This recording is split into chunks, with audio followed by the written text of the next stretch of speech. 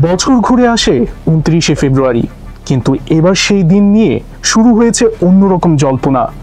এক যুবক যার জীবন বদলে যায় লিপ ইয়ারের এই বিশেষ দিনটিতে। রহস্যময় ঘটনাবলী, অলৌকিক মোড় আর অতীতের ছায়া। কি ঘটেছিল 29শে ফেব্রুয়ারিতে? নাম শুনেই বোঝা যাচ্ছে সময় এখানে প্রধান চরিত্র। আমি কথা বলছি নতুন ভারতীয় সিরিজ 29শে ফেব্রুয়ারি নিয়ে। ये केस बहुत ही कॉम्प्लिकेटेड है तिलक।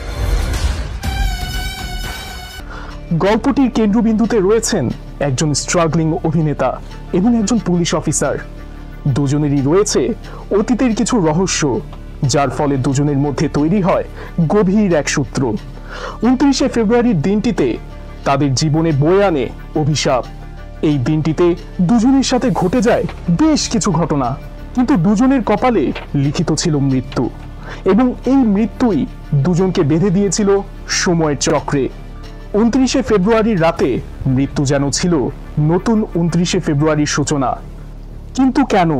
জানার জন্য দেখতে হবে এই সিরিজটির প্রধান চরিত্রে রয়েছেন রাহুল বিজয়, যার নাম এখন দর্শকদের মুখে মুখে। তার অভিনয় গভীরতা থাকলেও চিত্রনাট্যের ফাঁকফোকর সেই আবেগকে ব্যালেন্স করেছে।